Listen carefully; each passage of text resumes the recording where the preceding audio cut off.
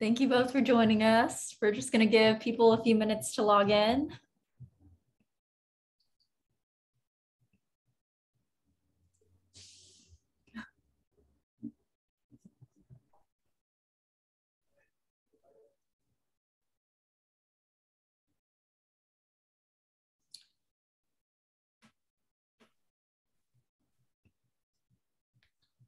While we wait, I'm going to drop in the chat a link to the Charles River Navigation Project. And you can take a look at our website for this project.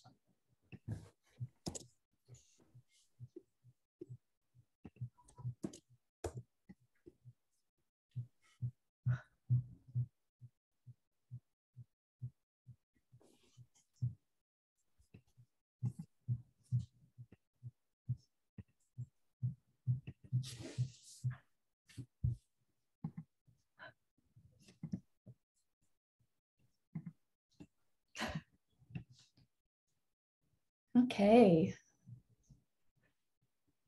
So officially, thank you so much for joining us for the gear, strategy, and techniques for the Charles River Navigation Project event. This is the third event in our virtual event series about the intersection of recreation and the health of the river, put on by Cam Salvatore of the Charles River Navigation Project and CRWA. I'm still going to give it a few more minutes to see if we get any last minute attendees, and then probably around 7:05 I will kick it off with the slide presentation, and we'll have a good discussion about how you make an 80-mile paddle down the Charles River.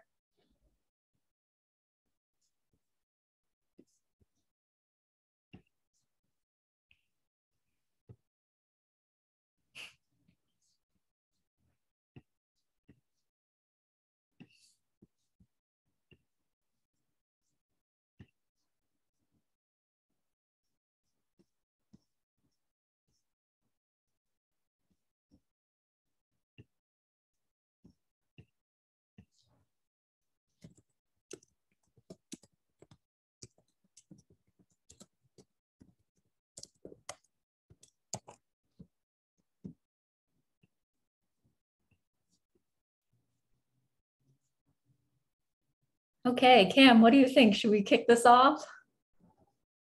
Yeah, sure. I'm curious because we have such a small group here. I'm wondering if we've got Sue and Perry here. I'm curious if you would feel comfortable speaking up, letting me know what in particular brought you here to this talk, and maybe I can tailor this conversation a little bit more towards your specific interests.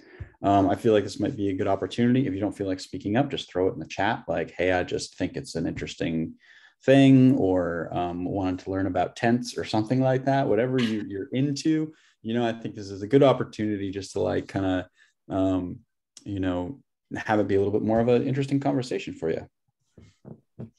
Yeah, that'd be great. If I can jump in quickly. I am driving to Connecticut right now, so I can't really watch the screen. But we met at the Charles River Gala briefly in the fall, Cam. I introduced myself, and I've been paddling the Charles for a while. Actually, I got some YouTube videos. I've done a bunch of the sections.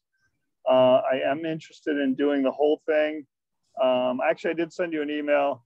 I have a small 9-foot paddleboard, and I've done an overnight with it on the Connecticut River. So have some dry bags.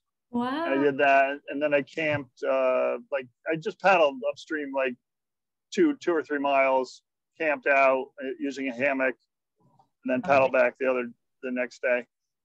So I guess my key question is, like, how can I camp? I don't think there's actually Connecticut River apparently is cool, and I want to do a paddle along there because along the shoreline apparently you can camp easily, but I don't think the same is true for the Charles. So my big question is about camping, and ideally I'd like to string a hammock along the shore, but I don't know if that's possible.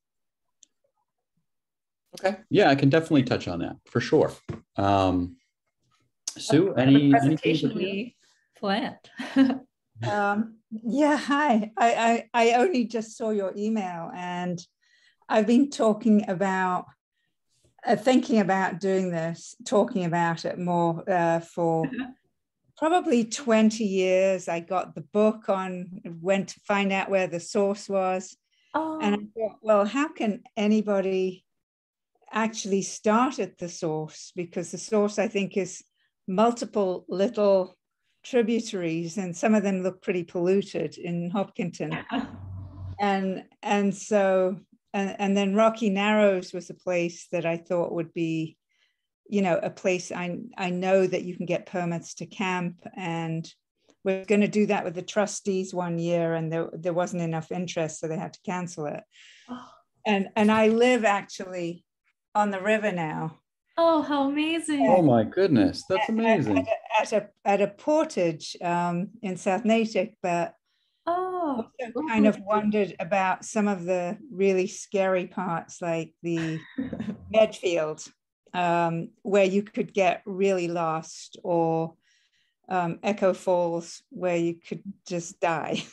Yeah, when I saw somebody had actually done it, I thought, a lot of people talk about this stuff, and then there are the people that do it. I need to meet this guy. Yeah, well, thank you for joining us. Yeah, thanks for joining. Okay, so I think I can cover, I think it's easier to cover Sue's question first, sort of, and give a little bit of a description, and then I can get into the gear aspect of it. I've got a nice list of like everything that I included and recommendations for things to bring and why I think I can touch upon a little bit. But so I can tell you a little bit about how we started after. I think Julia will just kind of bring you through some more information about the Charles River Watershed Association first, and then we'll jump right into it. Yeah, so we've got a couple slides put together for this meeting. So I will give you a little introduction to Charles River Watershed Association, which I'm sure you know about, Sue, because you got our email, and Perry as one of our board advisors. So we are CRWA. We were founded in 1965 by a group of concerned residents. We're one of the oldest watershed organizations in the country. We have really strong partnerships with EPA, state agencies, all the watershed municipalities to manage this huge land area, which is 308 square miles of territory, and then 80 miles of river from Hopkinton to Boston. So our staff, it is plus or minus 12 people at all times. We've had a little bit of a fluctuation recently, and we've just added quite a few new staff members, but we're very interdisciplinary, and we all sort of work together and share our skills and knowledge from a lot of different backgrounds. So our main program areas are river science, Blue Cities, which was our former name for our green infrastructure and stormwater greenways program, climate change adaptation, preparing our watershed to be ready and protect residents from the impacts of climate change, and then advocacy, law, and policy, leveraging the different laws that exist and advocating for future laws to protect the river, its ecosystem, and all the people that call it home. And yeah, before we begin, I'd love to do a land acknowledgement.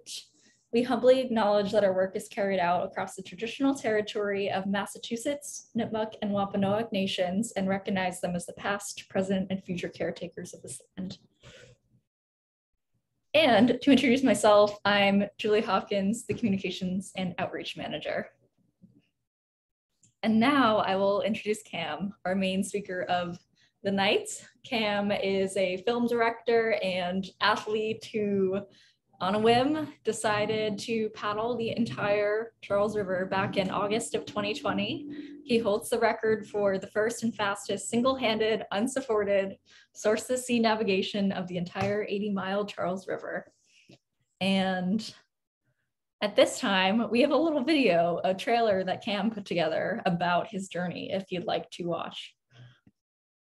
So here we are on the Charles River.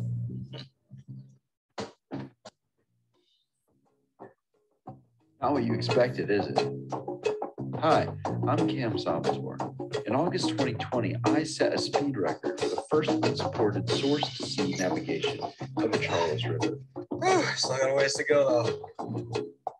Join me with the Charles River Watershed Association on my chat explaining the 80-mile kayak through Massachusetts, where you'll see parts of the river you've never seen before.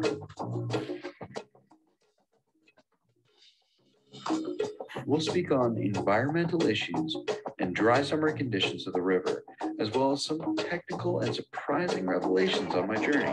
Hope to see you there. So as orb weavers, there's line in the walls. Those are all spiders.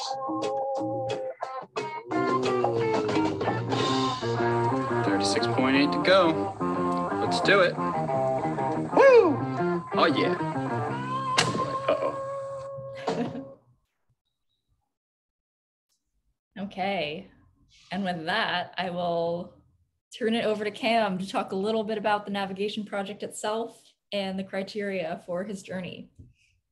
Yeah, thanks. Appreciate it. If any of you in the group here haven't seen that full length video, it's also available on the Charles River Watershed Association website. I would definitely, if you're interested in, doing that trek, the navigation project, definitely check that video out. It's about an hour long. It's got lots of information about the trip. Hopefully stuff that I can touch on in specificity here. It is the navigation project is something I put together, which is the first continuous unsupported navigation from source to sea of the Charles River. And what those two kind of criterias mean in that it's continuous and that it's unsupported. Also, single vessel would be the third criteria, is that unsupported means that there was everything that I had to take with me. I couldn't stop and pick up a Dunkin' Donuts on the way or get water on the way or,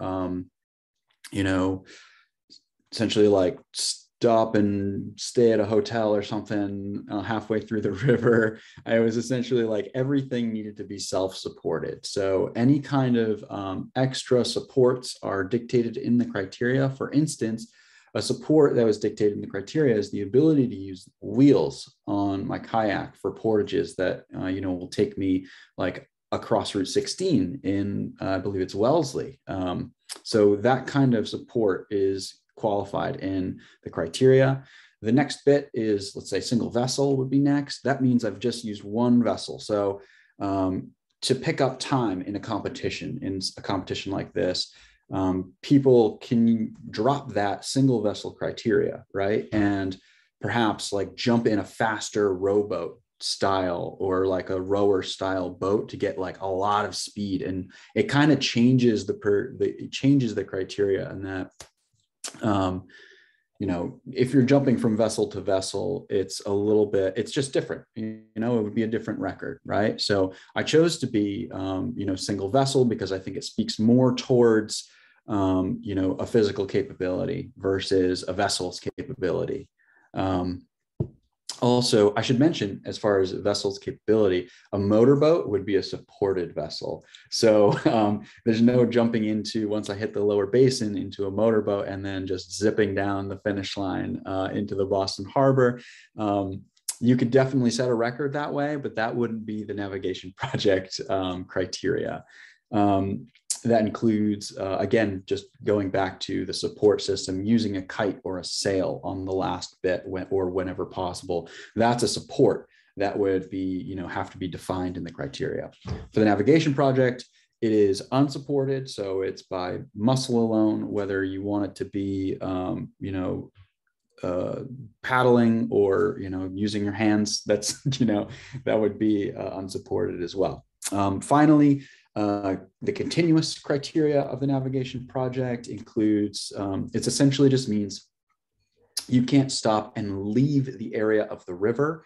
For instance, go check into a hotel or something like that, or go home and return to the same spot and then continue on your way. That would be qualified as a segmented completion of the river in like expedition terms, which I'm drawing all of this information from. So there it is. There's kind of the basic criteria for the navigation project. in the Charles River, it includes about 80 miles of river time as well. And I had set the record and formally recorded this at about 80 hours. So, and that includes the amount of sleep as well. And kind of putzing around with my camera, getting all of that footage for my previous talk and for that trailer. So a new aspect that we're adding to the navigation project, formally, or previously, I should say, it was for the first 2 weeks of May, I believe, but we're opening that window a little bit more, perhaps to get a little bit more participation, but mostly for safety purposes. So people are not forcing their way down a river that doesn't support the safest conditions for any particular person. And what I mean by that is,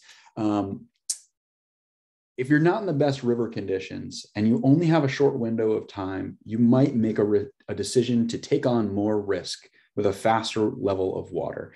And I don't want to put anybody in that situation. So for safety's sake, I'd rather have people get more time to complete this trip and be able to do it comfortably and safely. So the new upcoming competition window is May 15th to June 30th. So we've got a great big chunk of time so that hopefully no one feels any pressure to try to do this outside of their personal comfort zone. Also, we're trying to put together an announcement kind of celebration or just participation celebration together at tentatively Herter Park on the day after this window closes. And try to get everybody together and just kind of celebrate the river and try to spread that awareness together. So more information on that coming shortly, but let's move on to talk about how this can actually get done. So Sue, you had asked me previously about like, how does that actually happen from the very source, which kind of gets drawn. There's several tributaries that run into Echo Lake, technically the source of the Charles River.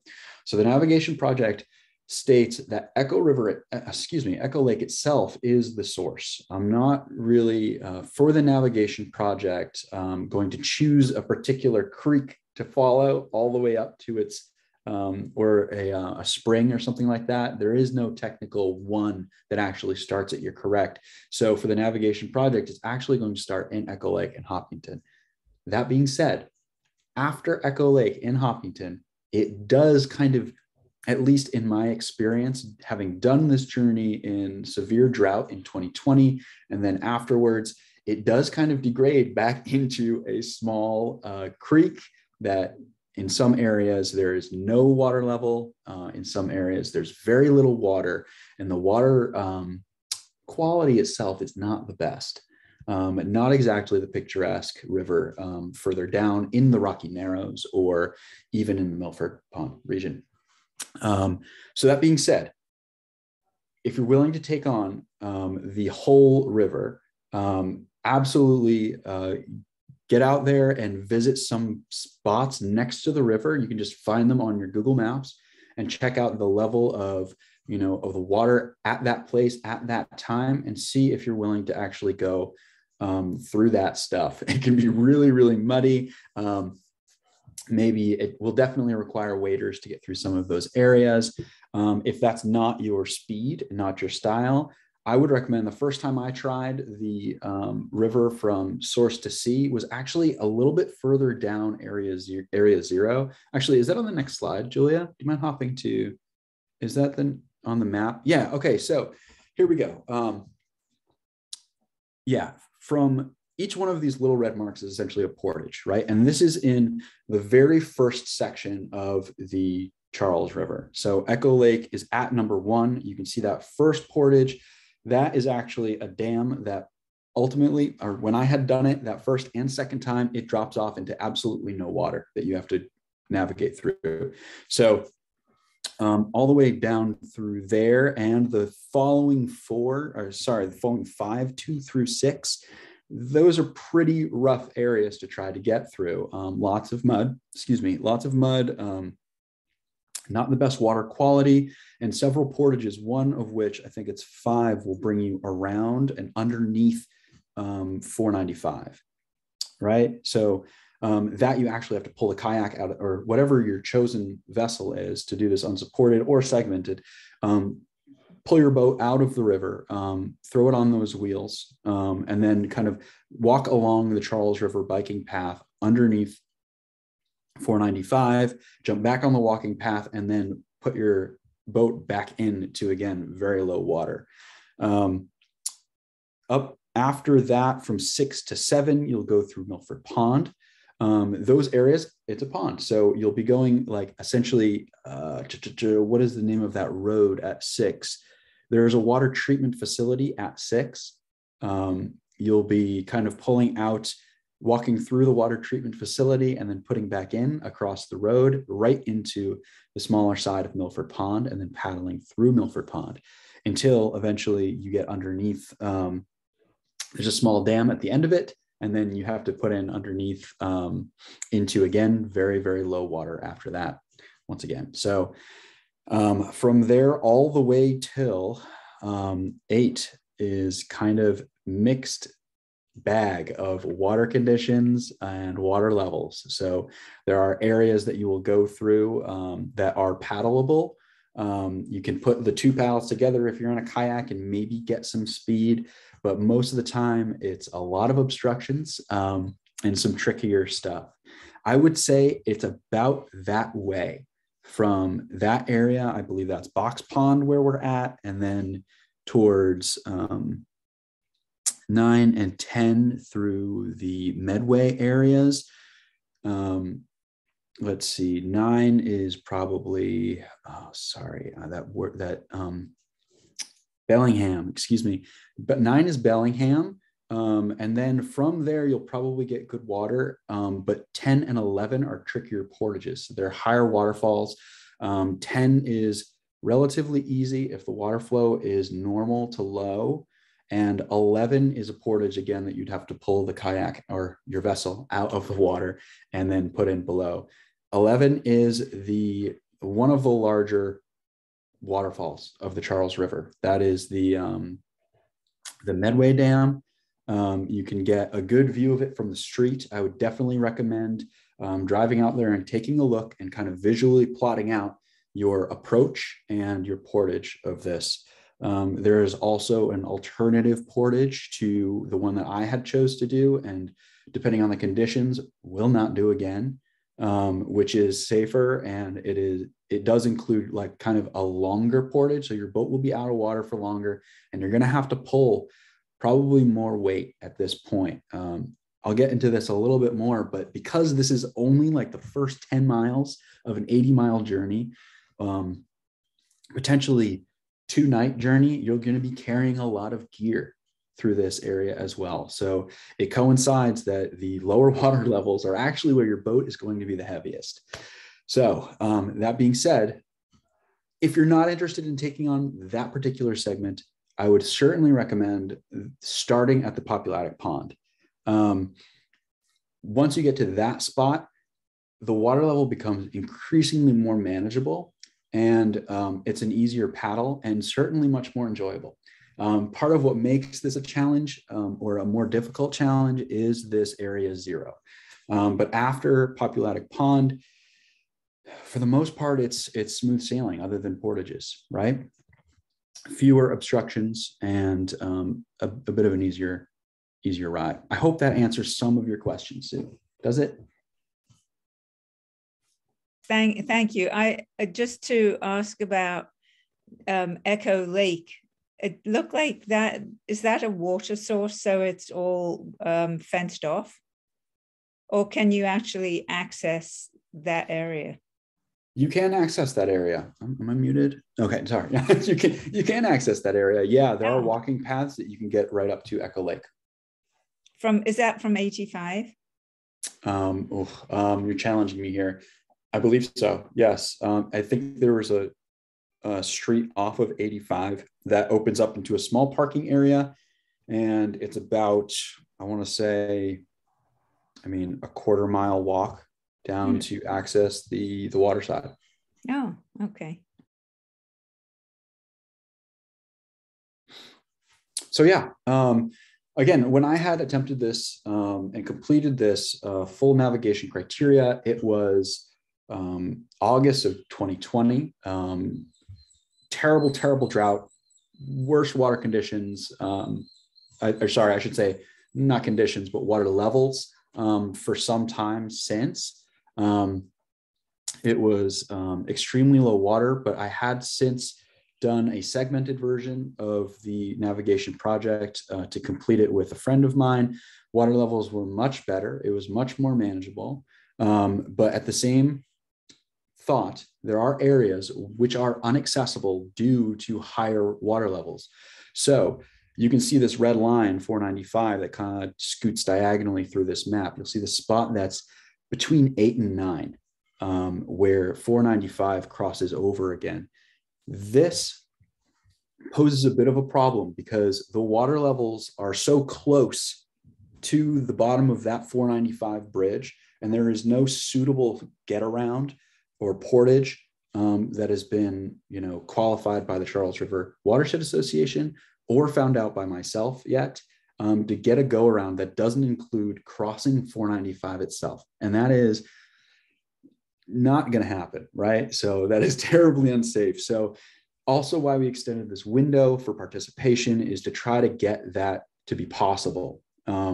It may end up that more people are going later in this window to try to hit that, but I know that somebody had gone and done a segmented version of it. I want to say it was early spring last year, 2021, and they said it was completely impassable. So want to make sure people don't get through that very hard first bit and then arrive at 495 and find themselves stuck. It's also a very dangerous kind of area, possibly may get, there's a danger to there being such a high water level, essentially. That being said, if you're interested in doing this project, definitely do your research. And I would recommend before you're going on a run to try to do area 0 or anything like that, go to check out each one of those portages. They're all very accessible. Go by car and do an eye test. Say, does that look safe to me? Am I capable of pulling my boat out here, dragging it this far and dropping it in? I would definitely recommend anybody who's interested in doing this, take that into account very seriously, because there are some areas which may pose a greater risk than others. And knowing yourself and your capabilities while approaching these areas is highly important before taking on any kind of activity like this. So, and how long did it take you to get from Echo to that 10 or 11 point? That took me an entire day. So I want to say, so you didn't have to camp out in any of that area? No, not for the 2020 version. On some of the initial runs, I had done Area 0 for with a friend of mine and sorry, I'm missing his position. He works at a hospital, adjunct professor at Tufts Hospital, so very qualified first aid administrator. So just in case, just to see if anything was going wrong, also just like absolute athlete as well, to try to just like nail down, is this safe to try to complete? And we made it not far on the first night. I want to say it took us 2 whole days to get to the Populatic Pond. So, but with the information that we gathered from that first run, I was able to complete the whole thing in about half the time. So that being said, we did sleep on the river in this area. It was underneath, it was before the Bellingham Dam. It's actually right on the border of, oh shoot. I went there with Robert Kearns. I can't remember the exact bridge. It's not marked as a portage because it is not a portage, but literally had to float the kayak underneath and sleep in the kayak underneath the bridge. Yes, so I have done in that section previously. Yeah, it's right about where Julia's indicating on the map right there, before that 495 area. But yes, have slept in that. Tell me you didn't sleep under 495. It was not 495, no. It wasn't. It was much smaller. Yeah, I can get into best practices for sleeping as well. You know, in the upper parts of the river, there are, you know, there are areas that have less population right on the edge of the water, essentially, which if there are areas that you can get a permit and sleep, I would highly recommend doing that. But sleeping under a bridge in a boat is not the next best option, but a option that you can take on this project. So right after Area 0, once you hit the Populatic Pond, the going gets a little bit easier. You can put the two paddles together. If you're in a kayak, you can probably spend more time actually doing the paddling, and it feels more like a river than a hike through the mud.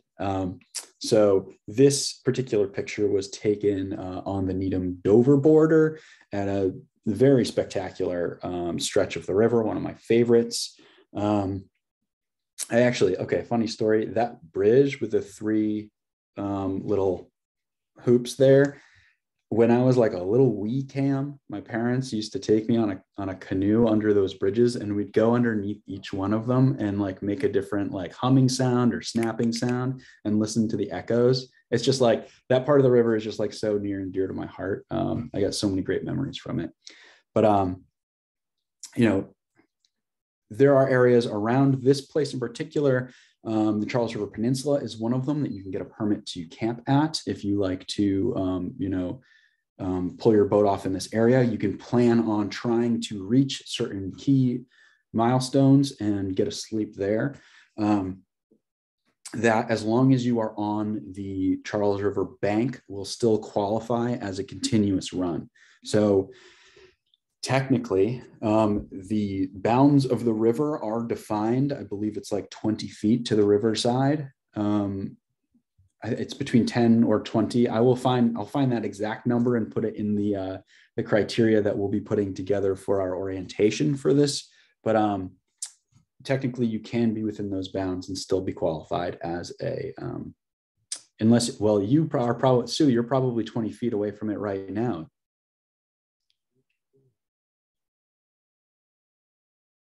Oh, sorry. It's okay.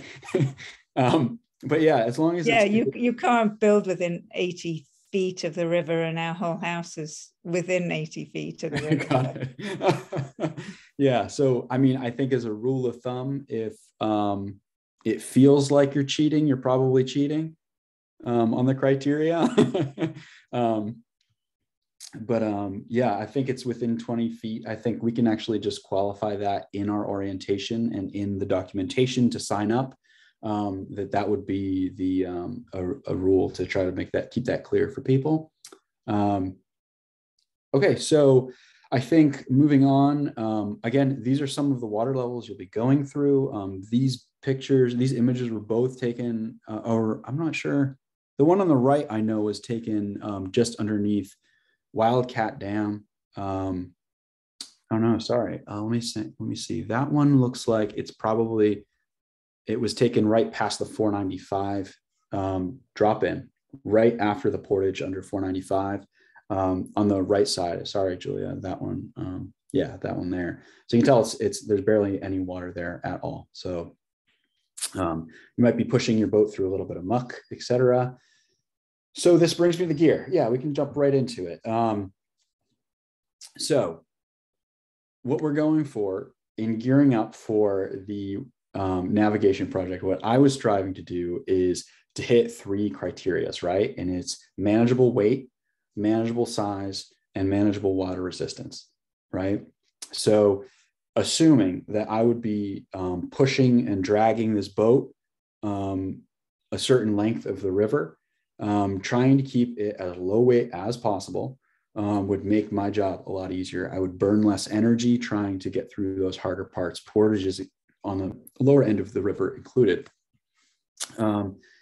Size is that your singular vessel has limited space.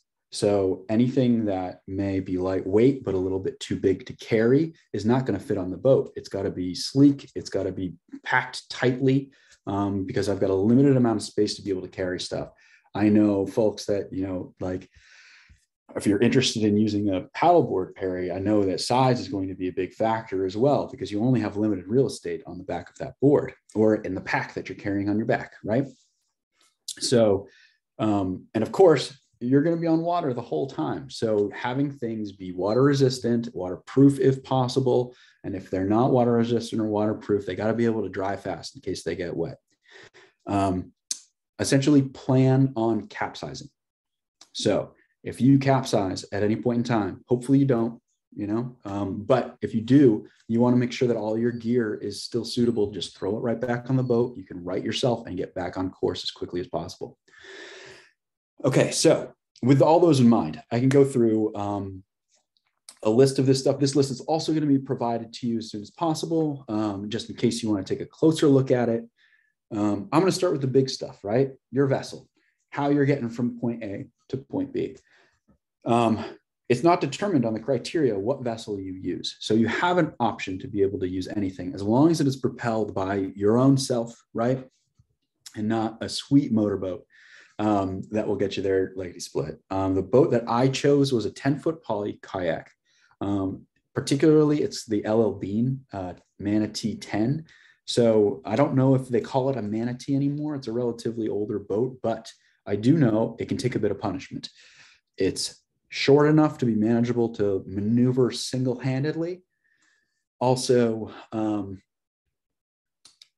it's relatively light. It's not the lightest thing on the market. It's not made out of like a space age material, although poly is relatively, it's remarkable in its, flexibility and strength. Really liked, I think I should probably turn on a light here. I'm losing a little bit of light. Apologies. Giving a talk in the dark, it looks a little bit different. Okay, so moving on, part of the criteria as well is, or part of the supported criteria is using wheels for portages. It's defined that you can use wheels as long as you're doing the pulling and they're not motorized or anything like that. The wheels that I use, it's a tie-up wheel system. There are two wheels you tie to the bottom of your kayak and you kind of lift up on one side and drag. It's the Kayak Carrier Tote Trolley. Get the actual SKU number on that as well if you guys want to take a closer look at that. It packs very tightly. The wheels are kind of like semi-inflated, so I wasn't worried about like having them go flat or anything like that. And they're squishy enough to kind of absorb the times when you're bringing them through like non-paved surfaces, which is most of the time I'm using those wheels. Does anybody have any questions about the vessel or wheel systems? Not right now, thanks. All right, cool. Moving on. Sleeping, right? Having a shelter is ideal, right? So I love the idea of using hammock. I used a hammock for one run that I had done. Unfortunately, and embarrassingly enough, I strung it a little bit too tight between trees. And while I was sleeping, I, no joke, split the hammock and fell like onto the earth and woke myself up. It was not, it wasn't a good night. So used properly, they're like lightweight option. They're super easy to use as long as and they're very strong. I'm not like a big person, but I just did it completely wrong. But they are a really solid option. So if you're looking at a sleeping like off the ground, if you can find two solid trees and you hang it up correctly, it's a great option for a sleep. After that, I opted into getting a bivvy. Outdoor Research makes a really great bivvy. A bivvy, for those of you who aren't aware, is just a single person tent shaped essentially just big enough for one person. So it's not even big enough for gear or anything like that. It'll fit on a very slim area of riverside, I should say, if you need to be doing that. I would definitely recommend it. It's under 4 pounds. It's made out of like ultralight material, and it's relatively warm as well. It's got good ventilation, so it doesn't like the moisture buildup. If you're like in a tent, or if you're familiar with being in a smaller tent, moisture buildup just from like body heat and from breath can get a little bit uncomfortable in the evening. So it's got plenty of ventilation to be able to kind of mitigate those uncomfortable kind of feelings. I had a great sleep in it, super. Again, if you're bringing the sleeping bag and opting out of the hammock situation, I bring a very lightweight sleeping bag. It depends on the weather, of course. If it's going to be a little bit chillier, you might have to sacrifice a couple pounds to be able to get in a higher grade sleeping bag to be able to sleep comfortably and safely. Of course, if you don't want to be going to bed wet or anything like that, so all of these are packed accordingly in waterproof bags. And I'll get into the containers a little bit later. Any questions about sleeping materials or shelter materials? I will here say that on an occasion, I had slept in the kayak underneath a bridge on the river for one of the original passes of the navigation project. It's absolutely possible to do.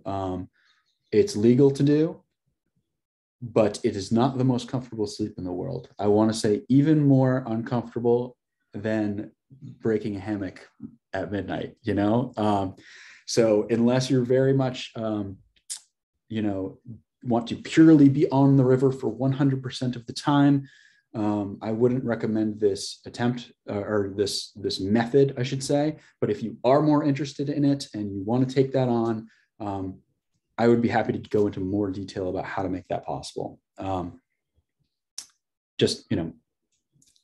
Everybody should be directed towards my email address. I can do that off this presentation in particular.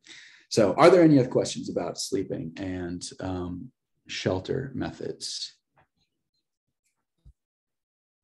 No. I guess just thinking, I guess one of the things would be scoping out and trying to plan, if I do use a hammock, trying to plan where I would sleep in a spot where there are good trees. Because I think it, varies in different sections, right? Absolutely. Yeah. There are sections of the river where you may have to pass through a good amount of marsh to be able to access trees. Unfortunately, I would not be able to tell you specifically where the best place to put up your hammock would be. I would certainly recommend doing a little bit of advanced research and also how far you're able to go daily, and find those spots on the river, mark them off for yourself and say, this is a good place. I will stop here for the evening. Everybody's pace is a little bit different. So a place that is ideal for my pace may put you or somebody else getting there at the wee hours of the morning, or someplace that's just not a safe timeline for somebody to get to that one spot.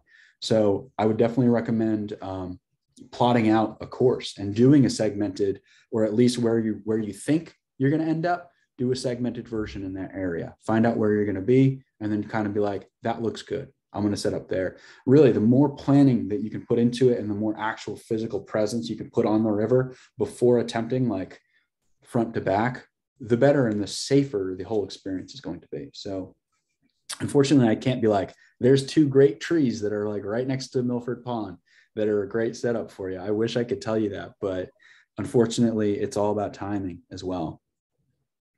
Some of the spots that I have used in the past, I don't think I'll be able to use again, because the water flow at this time of year is faster than the other times that I've actually done these trips. So again, just I will be doing a fair bit of research as well to try to figure out what's best for me. And sometimes the trees fall over.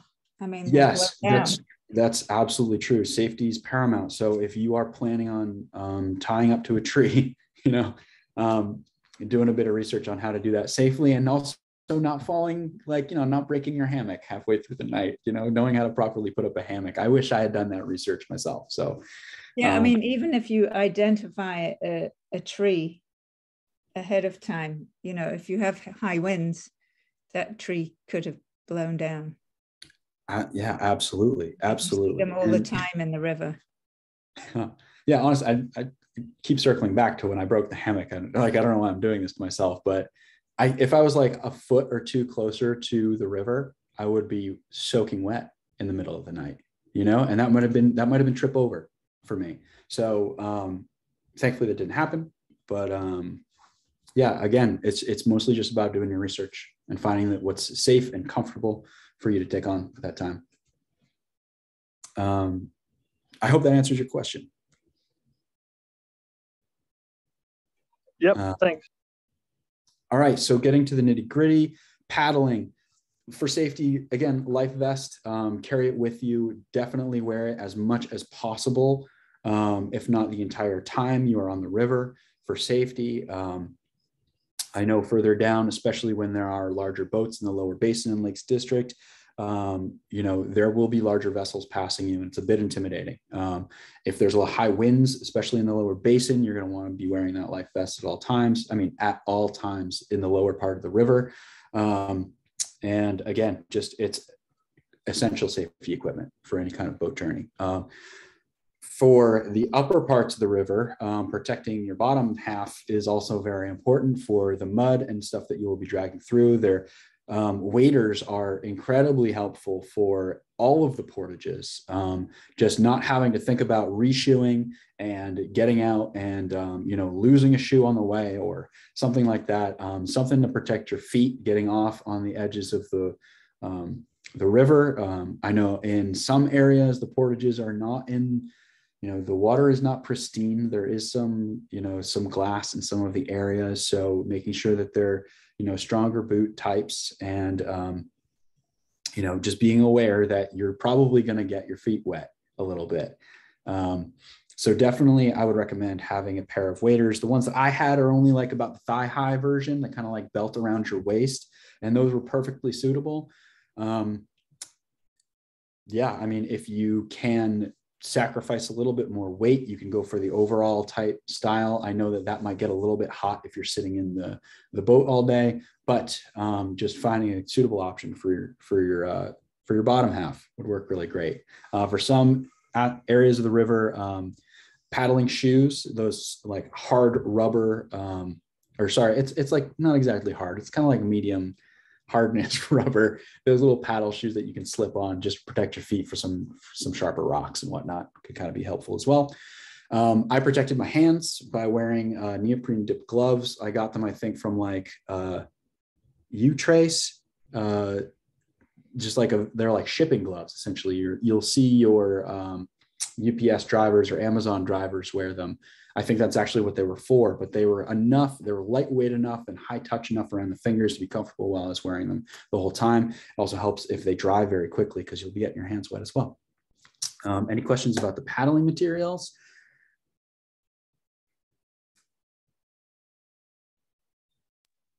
None for me. I don't think so. I would hope to go without waders just for weight. I do have some good Adidas shoes with good, they're water shoes with a solid sole. But yeah, I hear what you're saying about getting out, losing them in the mud. Yeah, totally. Mud is a factor. So hopefully, less so than it was when I had done the runs, but just be prepared for it. So, but those shoes are a great option as well. So we're getting a little bit long in time. So I'm going to kick through food pretty quick. Essentially what it boils down to is you just need enough energy to be able to make this journey. You're going to be putting together it took me 80 hours to do this. So a solid 80 hours of energy and replenishment in the sun and just constant movement. So I found the most lightweight and, energy heavy stuff tastes the worst. Really, I stuck with these RX bars that you can get at pretty much any convenience store or any, they're essentially like a very high protein content, very high carb content, like bar, and they are like bricks of nutrients. So all of these things essentially is just to get stuff into my body so I can complete this this kind of athletic task. They are very, very low weight, just high output kind of foods, that goes for, but they are like just mostly protein. So I would also go with a very high carb content as well. If you're not eating, you can't bring a bag of like spaghetti and sauce with you because that's a little too heavy, possibly. Just like nuts, carbs, just anything carbs, just like, even if it's just anything to get energy in you to burn, quick burning energy, right? I had traveled the first time with Dehydrated Food and a small stove as well. I don't know if I will be doing that this time, depending on the kind of conditions. So again, Dehydrated Food you can pick up at any kind of like REI. I think they even have it at some convenience stores as well. A small jet boil stove is something that I used as well. Can I hop back up to water? Oh, sorry. Other way. Yeah, perfect. Okay, so if you are doing cooking, you will need bottled water or a water purifier to, you have to put some water into that food. With my first option of water, using the life straw, it hooks up to my Nalgene. And what I would do, rather than bringing gallons of water that add the most weight possible to this journey, I opted into using this life straw. It hooks right onto your Nalgene. And what I would do is find a suitable place to be able to, that doesn't have high visible solids. And I would dip my Nalgene into the Charles River and I'd screw on the life straw and I'd just drink down the Charles River for my water. That is not a viable option. I would say, please don't try to do that in area 0 or higher, like in that high area. I don't know if I'd be able to identify a really safe place to do that. So I brought like a couple water bottles for the first bit and also for cooking as well. If you do opt into having a small jet boil or propane stove that you bring with you, you need that purified water to be able to put into your food to rehydrate it. So, and they crush really easily. Don't leave your plastic behind, please. Everything, I should preface, everything that you're carrying with you, keep it in your boat. Don't throw it away. Just keep it with you. Those water bottles crush very small and they're very lightweight as well. So any questions about food and water? So you started out with a couple liters to get through the area 0 where you knew the water was going to be bad? Is that what Exactly. Yeah, it's 2 liters. So I started with 2 like Poland Spring water bottles. And then after I had finished those, I just crushed down the bottle and keep it in the kayak in a little like safe sack. Okay, thanks. If you're consuming more water, I mean, I used 2 liters because I had done the run before. That's how much I felt like I was consuming at that pace. So if it's up to you how much to bring. But that's how much I brought. Okay, thanks. Yeah. All right, moving on. Just general gear, right? Bring something to contact somebody if you get into trouble. Your safety contact, a cell phone, something like that. Keep it in a waterproof bag. Give it a floating device. Keep it on you at all times, right? In case anything happens, this is essentially your lifeline. During the navigation project, you're never very far from civilization, right? But in case you are in an area that is in an in-between place or you get disoriented or anything like that, there's usually cell phone service. I would definitely recommend having that as well. For another reason that I'll get to in a minute. A map as well. Get a map from the Charles River Watershed Association. They are infinitely helpful. They will tell you all the portage directions for every single one of the portages, how to do that safely. It's all listed on there for you. It's all the information that you really need to get from point A to point B. A trash bag for any kind of, for trash that you might have. Also, in case one of your waterproof containers or anything like that springs a leak or anything that, like, hopefully that doesn't happen, wrap everything in that trash bag and just tie it as tightly as possible. Also, that small bit of plastic too, if it may come in handy if your vessel springs a leak. I'll get into that in a minute. Insect repellent, definitely carry a little bottle with you. It may come in handy. hand sanitizer, because of risks on the river, as well as like cyanobacteria, or just, not wanting to, drink directly out of the river or have that contact any, part of your face or body that you don't want it to. The hand sanitizer will come and help in handy before you eat or anything like that. Very quick way to sanitize. I feel like giving the hand sanitizer after COVID is kind of like, everybody kind of gets it, right? Like, okay, if you come in contact with cyanobacteria, I'd recommend the next step up, which is of like a non-toxic biodegradable soap. They make like a very small travel bottle of Dr. Bonner's.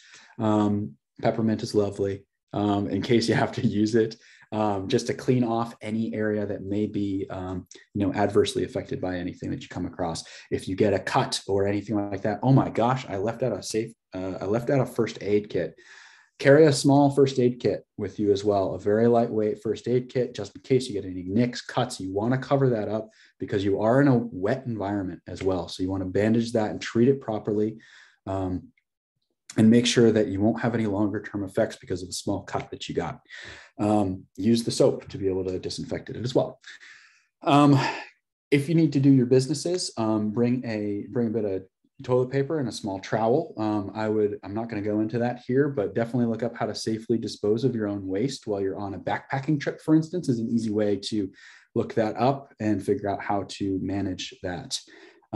You will need, for safety's sake and for the very last part of your journey, a whistle or an air horn. For safety's sake, just to call attention to yourself if you need that.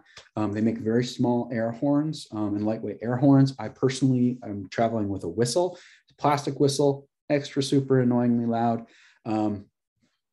These things will also be helpful when you're approaching the gates in the very last bit in between the Charles River and the Boston Harbor. You will need to announce yourself to the person who will open those gates for you. So having those around, if there are no larger boats to get their attention, you may go unnoticed for quite some time. At the worst, you will lose a little bit of time. You might be inconvenienced, but at worst, you might go unnoticed for quite a bit of time as well. So you got to make yourself known for safety's sake around those bigger vessels as well. We lost Mike. Okay, bye, Mike. Carry a power bank with you, right? And that kind of leads into the next bit, your GPS tracking device in your phone, right? You need to be able to, if you're attempting the navigation project, to record your journey from point A to point B. When I did it, I had used the Strava app to be able to kind of mark my path and accurately pinpoint where I was at every single location throughout that journey. It's essentially running proof that you were going to be doing this whole thing continuously and that you're not, taking a break, leaving, coming back, etc. And you have to be able to power your phone to be able to do that. So finding a suitable power bank. I used, what did I use? I've got a pretty large one. I'm going to make sure to update this list with that power bank and the first aid kit to make sure that I'm giving you accurate stuff. Let me just make that note here. But moving on, if you are going overnight, you're probably going to need a headlamp. I would highly recommend a headlamp just in general for your life. It makes doing everything in the dark so much easier if you have got both hands as well. A multi-tool, just in case you need to be fixing your gear or adjusting any of your gear. Multi-tools are those small folding devices. Leatherman's a great brand, very reliable. A quick dry towel, just to make sure that you can keep yourself dry, dry off, everything along the way, as well as not having to be like carrying around that extra water weight after it gets wet. You just wring it out and they dry super quick. It's quick. Tape. That leads me back to the trash bag as well and how you could use that. I brought a roll of duct tape, pretty heavy, but it was also just like very, very useful, just in case your vessel springs a leak or something like that. That's why I had brought it. But just to like patch that up, dry it and patch it up. You can also use a trash bag, stretch a little bit of trash bag and tape the trash bag down is another method. What it came in handy for me for was my paddle broke. So I had a 2-piece paddle that stuck together, right? And during one aspect, when I was just one part of the journey, I was just putting that thing back together, the snapping system broke in the paddle. So I was like, what am I going to do now? I'm not going to single paddle. I'll lose so much time. So I ended up, you can see in the footage, actually, if you go back and watch that video from a previous talk, that my paddles are taped together with duct tape. And if I didn't have it, I probably would have been closer to like the 100-hour range. So duct tape, I mean, it's helpful for a lot of stuff. Could have put my hammock back together, but okay. So any questions about that main gear list? All right, excellent. So last bit, containers for all this stuff, right? So wet bags are roll tops and compression bags. They're all accessible and purchasable at like an REI. That's where I get my stuff. They're rated waterproof. They're rated water resistant. Wet bags essentially are fully like plastic, fully sealable bags, some of which that you can compress and actually get the air out to kind of limit, have a little bit more of efficiency in space. Roll top bags, I use a Katahdin roll top bag for my boating. It is about 50 liter, and it kind of Velcros at the top, rolls down, and then Velcros, and you can pull it to compress. So it's very, very like tight little compartment for all my gear. If you can get a roll top compression bag, that's great. Compression bags themselves operate the same way. Essentially, they just allow all the air to escape and to like really maximize your space. I'd recommend a couple of those smaller ones, different varying sizes for this journey. Are there any questions about that? No? All right. So that's essentially the essential gear list that I've put together for y'all. Again, there will be additions to this list, namely the type of power bank that I use, as well as the first aid kit. And I might just go a little bit in depth of what I'd like to include in that first aid kit as well, or what's in mine at least. But that being said, that kind of concludes the list and essentially the running gear that you may need to participate in the navigation project.